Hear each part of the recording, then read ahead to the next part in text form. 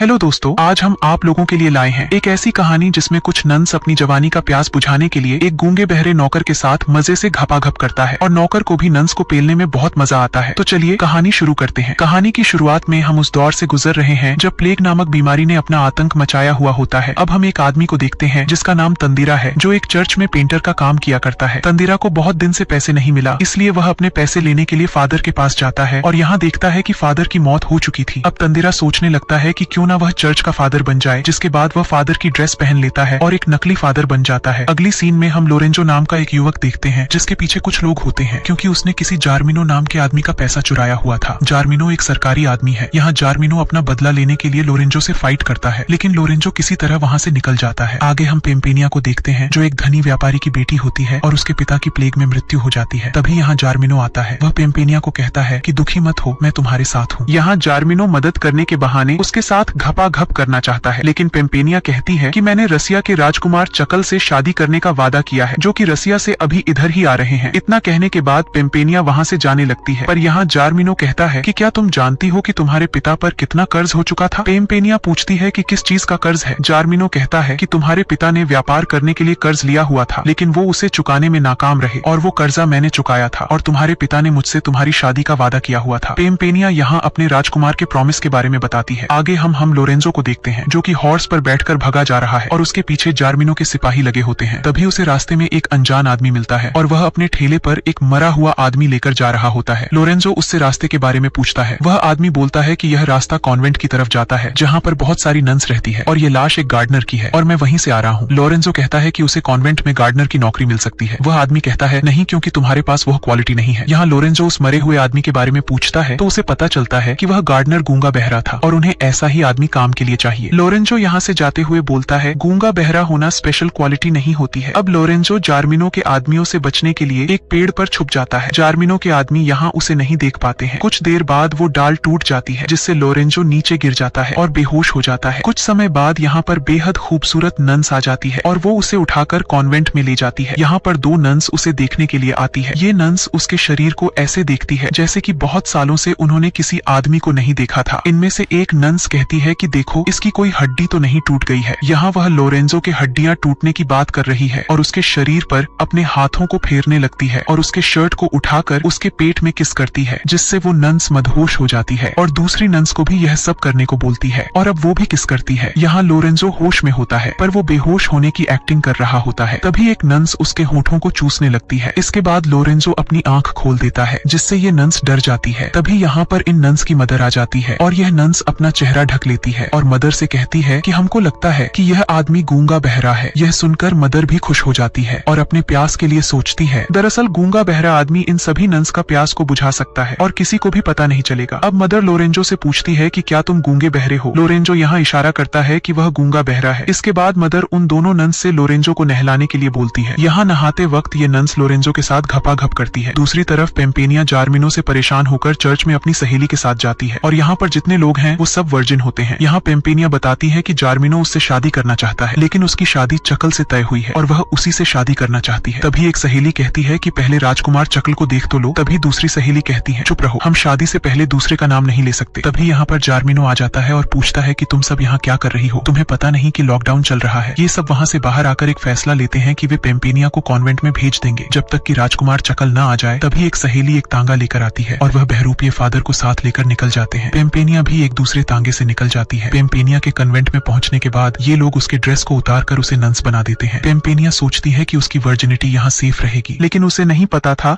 कि यहाँ पर दिन रात घपाघप होती है। तभी पेम्पेनिया की नजर लोरेंजो पर जाती है। वो नन्स से पूछती है कि यह कौन है यहाँ? नन्स उसे बताती है कि वो एक गार्डनर है जो कि बहुत मेहनती है। यह सुनकर पेम्पेनिया भी उसे पसंद करने लगती है। आगे हम देखते हैं लोरेंजो गार्डन में काम कर रहा होता है। अभी वहाँ पर एक नन्स आती है और वो दोनों नन्स से अलग थी। वह लोरेंजो को बुलाती है और वह दोनों एक पेड़ के पीछे घपाघप करते हैं। पेम्पेनिया उन दोनों को वहाँ जाते हुए देख लेती है और उसे जलन हो जाती है। दूसरी तरफ राजकुमार चकल महल में पधारे हैं। यहाँ चकल की मुलाकात जार्मिनो से होती है। राजकुमार चकल उसे अपने नाम का महत्व बताते हैं। यहाँ राजकुमार चकल जार्मिनो को पेम्पेनिया का फादर समझता है और कहता है कि मैं आपके और आपके बीवी के लिए कुछ तोहफा लाया हूँ, पर जार्मिनो कहता है कि मैं पेम्पेनिया का फादर नहीं हूँ। राजकुमार चकल चकल कहता है तो फिर आप पेम्पेनिया के दादाजी होंगे। पर जार्मिनो कहता है कि मैं पेम्पेनिया का होने वाला हस्बैंड हूँ। राजकुमार चकल यहाँ मजा लेने लगता है और वहाँ से चला जाता है। तभी रास्ते में उन्हें एक आदमी मिलता है और वह बताता है कि पेम्पेनिया कॉन्वेंट में गई है और वही आपसे शादी करेंगी। यह सुनकर चकल उस ओर निकल जाता है। इधर कॉन्वेंट में हम देखते हैं कि लोरेंजो के कमरे में दो नन्स साथ हैं और रोमांटिक मूड में बातें करती है। यहाँ दोनों अपने ड्रेस उतारने लगती हैं। दूसरी तरफ कुछ नन्स लोरेंजो को नहलाने के लिए जा रही होती है। एक नन्स पेम्पेनिया से कहती है कि वो आज लोरेंजो को अपनी गुफा का दर्शन कराएगी, पर पेम्पेनिया कहती है कि यह सब पाप है। जवाब में दोनों नन्स कहती हैं कि हमें पता है तुम्हें जलन हो रही है, पर हम तो अपनी खुदाई जरूर करवाएंगे। लेकिन इस बार दोनों की पेलन कार्यक्रम नहीं हो पाता है। वो दोनों लोरेंजो के टब में पानी डालती है और पेम्पेनिया को अंदर बुलाती है, लेकिन पेम्पेनिया मना कर देती है। अब लोरेंजो को तैयार कर मदर नन्स के पास लाती है। यहाँ मदर लोरेंजो के साथ खूब घपाघप करती है और यह सब पेम्पेनिया को देखकर बहुत जलन होती है, क्योंकि पेम्पेनिया को लोरेंजो से प्यार हो गया था। दूसरे दिन लोरेंजो बगीचे में काम कर रहा होता है। यहाँ पेम्पेनिया एक किताब देख रही थी। लोरेंजो पेम्पेनिया को अजीब नजरों से देखता है और ढोल बजाने की सोचता है। कुछ देर बाद पेम्पेनिया उसके कमरे में आती है। यहाँ लोरेंजो समझ जाता है कि पेम्पेनिया यहाँ पर क्या करवाने आई है। लोरेंजो यहाँ उसका नकाब उतारने लगता है, पर पेम्पेनिया उसे रोक देती है और उसके आंखों पर पट्टी बांधने लगती है और कहती है कि मैं तुमसे शादी करना चाहती हूँ। जिसके बाद पेम्पेनिया एक किस करती है। आगे एक तांगा पेम्पेनिया को लेने के लिए कॉन्वेंट आ जाता है, क्योंकि यहाँ राजकुमार चकल पहुंच चुके थे। पेम्पेनिया यहाँ लोरेंजो से दूर नहीं जाना चाहती थी, इसलिए वह मदर से कहती है कि लोरेंजो गूंगा बहरा नहीं है। मदर पूछती है कि तुम्हें कैसे पता। पेम्पेनिया कहती है कि मैंने उसे बगीचे में गाना गाते हुए सुना था। अब मदर उसको चेक करने के लिए लोरेंजो के पास जाती है और कान में कहती है कि तुम्हारा कट गया है। ये सुनकर लोरेंजो घबरा जाता है और चिल्लाने लगता है और अपने आप को फंसता देख कहता है कि यह तो चमत्कार हो गया। मदर सोचती है कि यह तो सुन भी सकता है और बोल भी सकता है, इसलिए मदर उसे लात मारकर यहाँ से भगा देती है। फिर पेम्पेनिया भी वहाँ से जाने लगती है। लोरेंजो पेम्पेनिया से कहता है कि मुझे भी अपने साथ ले चलो और ये दोनों वहाँ से चले जाते हैं। दूसरी तरफ राजकुमार चकल एक तालाब में पानी पीने के लिए आता है और यहाँ पर उसे एक सुंदरी नहाते हुए दिखती है। चकल पूछता है कि क्या तुम इंसान हो। इसके जवाब में वह कहती है कि मैं एक जलपरी हूँ। चकल कहता है कि मैं एक पेम्पेनिया नाम की गर्ल से बहुत प्यार करता हूँ। इसके बाद वह गर्ल खुद को पेम्पेनिया बताती है। इसके बाद चकल का पेलन कार्यक्रम शुरू हो जाता है। दूसरी तरफ पेम्पेनिया और लोरेंजो एक चर्च में पहुंच जाते हैं। यहाँ पेम्पेनिया लोरेंजो से पूछती है कि क्या तुम किसी से प्यार करते हो। वो कहता है कि हाँ, लेकिन मैंने उसका सुंदर चेहरा अभी तक देखा नहीं है। उसने मुझे एक बार किस किया था। यहाँ पेम्पेनिया उसे एक बार आंख बंद करने को बोलती है ताकि उसे याद आ जाए कि किस करने वाली गर्ल यही है। और जैसे ही ये दोनों किस करने वाले थे, तभी यहाँ जार्मिनो आ जाता है। पेम्पेनिया लोरेंजो को यहाँ से भाग जाने के लिए बोलती है, लेकिन लोरेंजो यहाँ हिम्मत दिखाता है और तभी जार्मिनो इस पर हमला कर देता है। जार्मिनो लोरेंजो को बहुत पीटता है और जैसे ही जार्मिनो लोरेंजो को मारने वाला था, तभी पेम्पेनिया कहती है कि अगर तुमने इसको मारा तो मैं तुमसे कभी भी शादी नहीं करूंगी। ये सुनकर जार्मिनो उसे नहीं मारता है, पर लोरेंजो को एक जेल में बंद कर देता है। लेकिन कुछ दिनों बाद पेम्पेनिया जार्मिनो को कहती है कि जब तुम लोरेंजो को आजाद कर दोगे तभी मैं तुमसे शादी करूंगी। यह सुनकर जार्मिनो को गुस्सा आ जाता है, पर जार्मिनो पेम्पेनिया की शर्त को मान जाता है। यहाँ पेम्पेनिया जार्मिनो से शादी नहीं करना चाहती थी, वो बस लोरेंजो की जान बचाने के लिए झूठ बोल रही थी। इसके बाद पेम्पेनिया उस फर्जी फादर से मिलती है और शादी के लिए पूरा माजरा बताती है। फादर यहाँ उसकी बात मान जाता है। इसके बाद हम देखते हैं कि जार्मिनो के दो सिपाही लोरेंजो को यहाँ से दूर लेकर जा रहे हैं। यहाँ लोरेंजो दोनों सिपाही को उल्लू बनाकर वापस पेम्पेनिया की तरफ निकल जाता है। इधर जार्मिनो की शादी हो रही होती है। यहाँ फादर शादी लेट कराने के चक्कर में उससे फिजूल का प्रश्न पूछने लगता है और हाथ दिखाने को बोलता है। जब जार्मिनो अपना हाथ दिखाता है तो फादर उससे कहता है कि तुम्हारे हाथ कितने गंदे हैं, पहले अपना हाथ मुंह धोकर आओ। इसके बाद गुस्सा होकर जार्मिनो अपना हाथ मुंह धोता है और वापस आकर अपनी तलवार फादर के गले पर रख देता है। लेकिन तभी यहाँ पर राजकुमार चकल आ जाता है और साथ में लोरेंजो भी आता है। ये दोनों मिलकर जार्मिनो को पेलने लगते हैं। यहाँ जार्मिनो भागने की कोशिश करता है, पर लोरेंजो उससे फाइट करने लगता है। इस फाइट के दौरान लोरेंजो उसे एक कुएं में धकेल देता है। तभी यहाँ पर पेम्पेनिया आ जाती है और वह चकल से कहती है कि मैं तुमसे शादी नहीं कर सकती हूँ। ये बात सुनकर चकल को शक होने लगता है, पर पेम्पेनिया जब अपना चेहरा दिखाती है तो चकल कहता है कि तुम पेम्पेनिया नहीं हो, पेम्पेनिया तो मुझे तालाब में मिली थी। तभी यहाँ पर दूसरी पेम्पेनिया आ जाती है। इसके बाद लोरेंजो वहाँ से जाने लगता है। पेम्पेनिया उसे रोकती है और पूछती है कि तुम कहाँ जा रहे हो। वह कहता है कि मैं उसी किस वाली गर्ल को खोजने जा रहा हूँ और उसी से शादी करूंगा। यहाँ पेम्पेनिया लोरेंजो से आंख बंद करने को कहती है और उसे किस करती है। लोरेंजो तुरंत पहचान जाता है और इसी के साथ ये कहानी खत्म होती है। अगर आप लोग इसी तरह के वीडियो देखना चाहते हो तो मेरे चैनल को सब्सक्राइब जरूर कीजिए। धन्यवाद।